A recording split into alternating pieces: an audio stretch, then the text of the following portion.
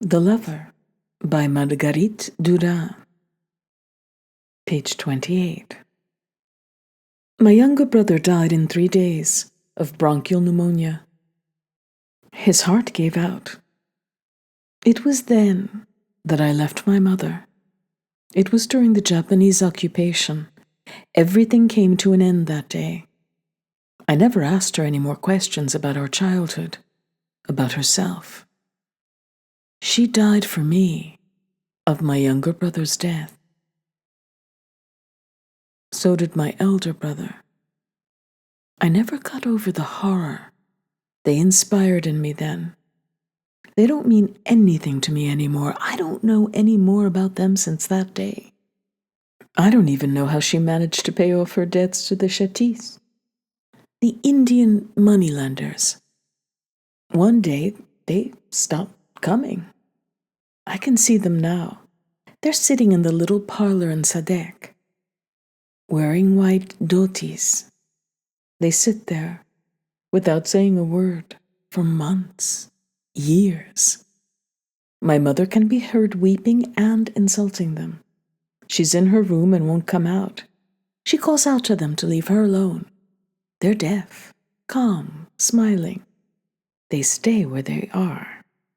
And then, one day, gone. They're dead now, my mother and my 2 brothers. For memories, too, it's too late. Now I don't love them anymore. I don't remember if I ever did. I've left them. In my head, I no longer have the scent of her skin, nor in my eyes the color of her eyes. I can't remember her voice except sometimes when it grew soft with the weariness of evening. Her laughter I can't remember anymore. Neither her laughter nor her cries. It's over. I don't remember. That's why I can write about her so easily now, so long, so fully. She's become just something you write about without difficulty. Cursive writing. She must have stayed on in Saigon from 1932 until 1949. It was in December 1942 that my younger brother died. She couldn't move anymore. She stayed on, to be near the grave, she said. Then finally she came back to France. My son was 2 years old when we met again. It was too late for us to be reunited. We knew it at first glance. There was nothing left to reunite. Except for the elder son, all the rest was over. She went to live and die in the department of Loire-et-Cher, in the sham Louis XIV chateau. She lived there with Doe. She was still afraid at night. She bought a gun. Doe kept watch in the attics on the top floor. She also bought a place for her elder son near Amboise, with woods. He cut them down, then went and gambled the money away in a baccarat club in Paris. The woods were lost in one night. The point at which my memory suddenly softens, and perhaps my brother brings tears to my eyes, is after the loss of the money from the woods. I know he's found lying in his car in Montparnasse, outside the Coupole, and that he wants to die. After that, I forget. What she did, my mother, with that chateau of hers, is simply unimaginable. Still, all for the sake of the elder son, the child of 50, incapable of earning any money. She buys some electric incubators and installs them in the main drawing room. Suddenly she's got 600 chicks, 40 square meters of them. But she made a mistake with all the infrared rays, and none of the chicks can eat. All 600 of them have beaks that don't meet or won't close. They all starve to death, and she gives up. I came to the chateau while the chicks were hatching. There were great rejoicings. Afterwards, The stench of the dead chicks and their food was so awful, I couldn't eat in my mother's chateau without throwing up. She died between Joe and him she called her child, in her big bedroom on the first floor, where during heavy frosts she used to put the sheep to sleep, 5 or 6 sheep all around her bed, for several winters. Her last. It's there, in that last house, the one on the Loire, where she finally gives up her ceaseless toing and froing, that I see the madness clearly, for the first time. I see my mother is clearly mad. I see that Joe and my brother have always had access to that madness, but that I've never seen it before. Never seen my mother in the state of being mad, which she was, from birth, in the blood. She wasn't ill with it. For her, it was like health, flanked by Joe and her elder son. No one else but they realized. She always had lots of friends. She kept the same friends for years and years and was always making new ones, often very young, among the officials from up country, or later on among the people in Turan, where there were some who had retired from the French colonies. She always had people around her, all her life, because of what they called her lively intelligence, her cheerfulness, and her peerless, indefatigable poise. I don't know who took the photo with the despair, the one in the courtyard of the house in Hanoi. Perhaps my father, one last time. A few months later, he'd been sent back to France because of his health. Before that, he'd go to a new job in Phnom Penh. He was only there a few weeks. He died in less than a year. My mother wouldn't go back with him to France. She stayed where she was, stuck there in Phnom Penh, in the fine house overlooking the Mekong, once the palace of the king of Cambodia, in the midst of those terrifying grounds, acres of them, where my mother is afraid. At night, she makes us afraid too. All 4 of us sleep in the same bed. She says she's afraid of the dark. It's in this house she'll hear of my father's death. She'll know about it before the telegram comes, the night before, because of a sign only she saw and could understand, because of the bird that called in the middle of the night, frightened and lost in the office in the north front of the palace, my father's office. It's there, too, a few days after her husband's death, that my mother finds herself face to face with her own father. She switches the light on. There he is, standing by the table in the big octagonal drawing room, looking at her. I remember a shriek, a call. She woke us up, told us what had happened, how he was dressed, in his Sunday best, gray, how he stood, how he looked at her, straight at her. She said, I wasn't afraid. She ran toward the vanished image. Both of them died on the day and at the time of the bird, or the image.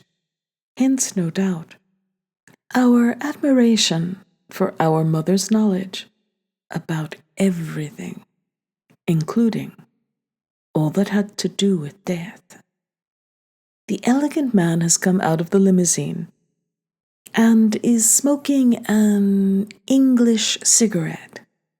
He looks at the girl in the man's fedora and the gold shoes. He slowly comes over to her. He's obviously nervous. He doesn't smile to begin with. To begin with, he offers her a cigarette. His hand is trembling. There's the difference of race. He's not white, but he has to get the better of it. That's why he's trembling. She says she doesn't smoke, no thanks. She doesn't say anything else. Doesn't say, "Leave me alone," so he's less afraid. He tells her he must be dreaming. She doesn't answer. There's no point in answering. What would she say? She waits. So he asks, "But where do you spring from?" She says she's the daughter of the headmistress of the girls' school in Sadek. He thinks for a moment, then said he's heard of the lady, her mother, of her bad luck with the land they said she bought in Cambodia. Is that right? Yes, that's right. He says again how strange it is to see her on this ferry. So early in the morning, a pretty girl like that. You don't realize it's very surprising. A white girl on a native bus. He says the hat suits her extremely well, that it's very original.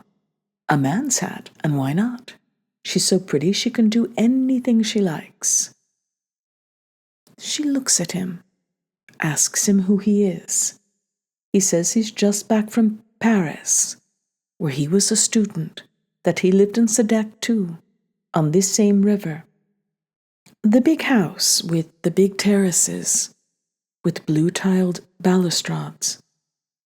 She asks him what he is. He says he's Chinese, that his family's from North China, from Fushan. Will you allow me to drive you where you want to go in Saigon? She says she will. He tells the chauffeur to get the girl's luggage off the bus and put it in the black car. Chinese. He belongs to the small group of financiers of Chinese origin who own all the working-class housing in the colony. He's the one who was crossing the Mekong that day, in the direction of Saigon. She gets into the black car. The door shuts. A barely discernible distress suddenly seizes her, a weariness. The light over the river dims, but only slightly. Everywhere, too, there's a very slight deafness or fog. Never again shall I travel in a native bus. From now on, I'll have a limousine to take me to the high school and back from there to the boarding school. I shall dine in the most elegant places in town, and I'll always have regrets for everything I do, everything I've gained, everything I've lost. Good and bad. The bus driver I used to laugh with, the old women chewing betel in the back seats, the children on the luggage racks, the family in Sadek, the awfulness of the family in Sadek. It's inspired silence. He talked, said he missed Paris, the marvelous girls there, the riotous living, the binges, ooh la la, the couple, the roton. Personally, I prefer the roton, the nightclubs, the wonderful life he'd led for 2 years. She listened, watching out for anything to do with his wealth, for indications as to how many millions he'd had. He went on. His own mother was dead. He was an only child. All he had left was his father, the one who owned the money.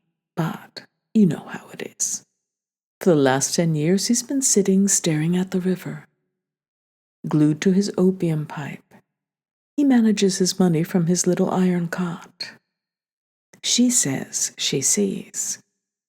He won't let his son marry the little white whore from Sadek. The image starts long before he's come up to the white child by the rails. It starts when he got out of the black car, when he began to approach her, and when she knew he was afraid. From the first moment she knows more or less, knows he's at her mercy, and therefore that others besides him may be at her mercy too, if the occasion arises. She knows something else too, that the time has now probably come when she can no longer escape certain duties toward herself. and that her mother will know nothing of this, nor her brothers.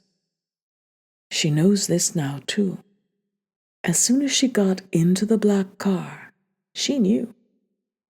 She's excluded from the family for the first time and forever. From now on, they will no longer know what becomes of her. Whether she's taken away from them, carried off, wounded, spoiled, they will no longer know. Neither her mother nor her brothers.